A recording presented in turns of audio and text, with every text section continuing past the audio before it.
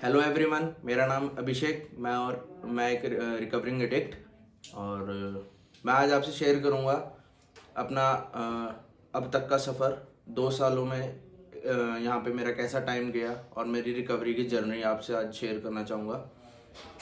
तो दोस्तों, यहाँ पे जब मैं आया था, पिछले साल आया था, मैं मई में आया था और 2019 में, और 1 साल का मेरा ट्रीटमेंट था। और ट्रीटमेंट के दौरान जब मैं आया था यहाँ पे, मेरी कंडीशन बहुत ख़राब थी। मैं अपने आप में नहीं था उस टाइम। मैं मेंटली फिज़िकली बहुत वीक होता था। और जैसे जैसे यहाँ पे मेरा इलाज हुआ, मेरा मेरा टाइम पीरियड बढ़ता रहा, तो वैसे वैसे मैं रिकवर करता रहा। पहले 3 महीनों में मैं अपना फिज़िकली रिकवर हुआ, उसके बाद धीरे धीरे मेंटली रिकवर हुआ। और मतलब कि यहाँ का इलाज एक मेरे लिए बहुत सफल इलाज रहा, और आज भी मैं उन चीज़ों को याद करता हूँ। वो मेरे साथ रहती हैं, जो भी पॉजिटिविटी है। और काफ़ी चीज़ें थी जो मैं पास्ट में नहीं करता था, यहाँ के मैं करनी शुरू करी जो मैंने। और कई बार मैं पास्ट में कई कई दिन नहाता नहीं था जब मैं नशा करता था, और कई कई बार कई चीज़ें थी जो मैं नहीं करता था। यहाँ पे आके वो रूटीन बना, एक रूटीन मिलना शुरू हुआ, और स्टाफ का बहुत सहयोग रहा मेरे को सुधारने में। और जैसे कि मैं आपसे ट्रीटमेंट की बातें शेयर करूं, कई बार कॉन्सिक्वेंस में गया, कई बार कई चीज़ें सीखने को मिली। गलतियां बहुत करता था और उनसे धीरे धीरे सीखता रहा। तो जैसे जैसे टाइम बीतता रहा, माइंड स्ट्रांग होता रहा, थॉट्स जो थे वो क्लियर होने लगे, डाउट्स थे जो जो दिल में क्वेश्चंस थे वो धीरे धीरे क्लियर होते रहे टाइम पीरियड के हिसाब से। फैमिली मीटिंग होती थी, हर महीने बाद फ़ोन कॉल होती थी, तो उसमें भी मैं मतलब कि इमोशनल नहीं स्टार्टिंग में होता था, मगर बाद में धीरे धीरे उस चीज़ में मैं बोल्ड हो गया था। और जब मैं आपसे शेयर करूं तो उस टाइम भी कई बार मैं मतलब कि फैमिली मीटिंग में भी बहुत रियलाइज़ किया अपनी गलतियों का एहसास किया। और उन चीज़ों से मेरे घर वाले भी बहुत कॉन्फिडेंस में आए कि हाँ, ये सुधर सकता है। और मतलब कि रंजन जी बैठते थे कई बार मीटिंग में, तो वो भी काउंसलिंग कर देते थे कि हाँ नहीं, ये चीज़ है, ये इफेक्टफुल है, ये चीज़, ये सुधर सकता है। और मैं आपको और भी कई चीज़ें शेयर करता हूँ, जैसे कि ट्रीटमेंट के अंदर काफ़ी चीज़ें थी जिसके अंदर मतलब कि मेरे को परेशानी आई, दिक्कतें बहुत आई। तो उस टाइम भी उन्होंने मेरा बहुत साथ दिया, माइंड को स्ट्रॉन्ग कर देते थे। और जैसे कोई भी फीलिंग होती थी उस टाइम वहाँ से थ्रू करके भेजते थे। और जैसे कि धीरे धीरे टाइम बीतता रहा, तो मैं टाइम के हिसाब से चेंज होता रहा। और जब मैं आपसे शेयर करूं अपना थोड़ा पास्ट का, तो पास्ट में मैं बिल्कुल ही चेंज होता था। जैसे कि आज दिख रहा हूं आपको, वैसा नहीं था मैं बिल्कुल भी। उस टाइम मेरा रूटीन बिल्कुल अलग होता था, और जिसे कहते हैं कि बिल्कुल रॉ रॉ बॉटम देखा हुआ है। मतलब कि नशे के अंदर मैंने कई चीज़ें थी जो सेल कर दी, जो उसमें से मेरा कुछ भी नहीं था। घर वालों का इतना लॉस किया है, फिनेंशियली लॉस किया उनको, वैसे मेंटली बहुत परेशान किया है, क्योंकि एडिक्शन इतनी ज़्यादा भारी हो चुकी थी कि लास्ट में बिल्कुल डेडलाइन आ चुकी थी कि जा तो अब नशा छोड़ना पड़ेगा, या खुद को चेंज होना पड़ेगा। तो जब ये स्टेज आ गई थी, तो तब मेरे को उन्होंने यहाँ पे डाला। और यहाँ पे डालने का मेरे को स्टार्टिंग में एक्सेप्ट नहीं होता था कि उन्होंने मेरे को यहाँ डाल दिया है। और जब यहाँ पता लगा कि हाँ 1 साल का इलाज है, तो मतलब कि मैं उस चीज़ को लेके बहुत ज़्यादा डिप्रेस हो जाता था कई बार अकेले जब होता था।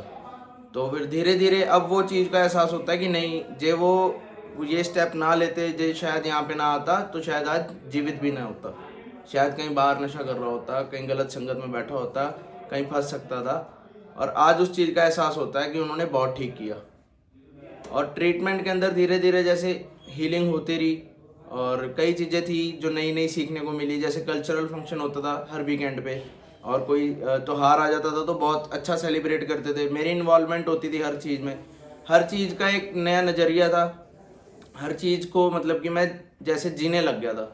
जैसे पता लगना शुरू हो गया था कि हाँ, कि एक महीने में 30 दिन होते हैं और उनकी वैल्यू क्या है।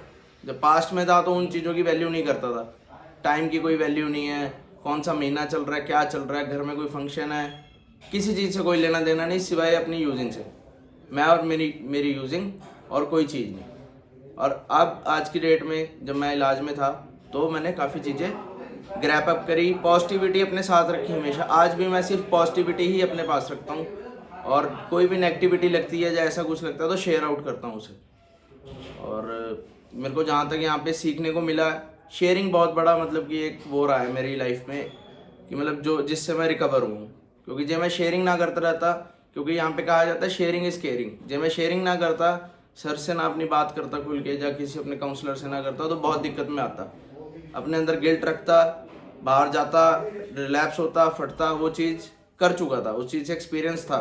मगर यहाँ पे आके एक नए रास्ते मिलने शुरू हुए, एक जैसे कहते हैं ना लाइफ में नॉक नॉक, तो यूँ यहाँ पे आके मिलना शुरू हुआ। और कई चीज़ें थी ट्रीटमेंट के दौरान, देखा जाए तो परिणाम भी करे हैं। कई बार गलती नहीं होती तो एक्सेप्ट कर रहे हैं, उस चीज़ों को एक्सेप्ट करके आगे बढ़े हैं। और बहुत सी चीज़ें थी ट्रीटमेंट को लेके। जब अपर स्ट्रक्चर में आ गए थे, सीनियरिटी थी, तो पूरे घर की जिम्मेवारी हमारे पे थी, और मतलब ट्रस्ट बनना शुरू हुआ, और हर छोटी छोटी जिम्मेवारियों का एहसास, सुबह उठना, सबसे पहले ऑर्गेनाइज होकर नीचे आना, और मतलब कि पता था कि नीचे अंडर 100 मेंबर हैं, उनका ध्यान रखना है, क्योंकि एक चीफ का रोल सबसे बड़ा और इम्पॉर्टेंट होता है यहाँ पे।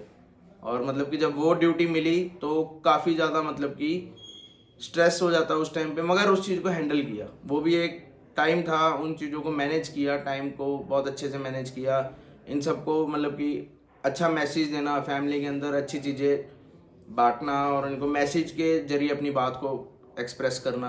और प्रोग्राम को लेके काफ़ी अच्छा एक्सपीरियंस रहा। प्रोग्राम में हमेशा कभी भी मैं लाइटली बहुत कम होता था, मतलब कि ऑलमोस्ट प्रोग्राम मैं रोज़ करता था, क्योंकि यहाँ पे हर एक चीज़ का टाइम शेड्यूल, हर एक चीज़ का कोई रीज़न होता ही होता है। और यहाँ की जो मेन वैल्यूएशन वो प्रोग्राम ही है। फंक्शन सेलिब्रेट करना, कल्चरल में भाग लेना, वो चीज़ें अलग हैं, वो एक प्रिविलेज है।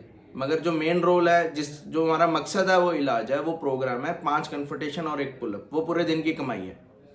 जिस दिन मतलब कि शायद पूरे साल में मेरे साथ हुआ होगा 4 से 5 बार, जिस दिन मैं प्रोग्राम में लैग कर गया, जिस दिन मेरा पुलअप नहीं होएगा, जिस दिन मेरी कन्फर्टेशन कम होएगी, तो उस दिन मैं रात को सोते हुए ये सोचता था आज का दिन मेरा ज़ीरो गया। चाहे मैंने कितने अच्छे काम किए हों, चाहे मैंने सफाई अच्छी करी, जहाँ मेरी ड्यूटी थी वहाँ पे मैंने अच्छा अपना रोल दिया, रोल मॉडलिंग करी, मगर मैंने प्रोग्राम नहीं किया, क्योंकि मेन मकसद प्रोग्राम पूरा करना है।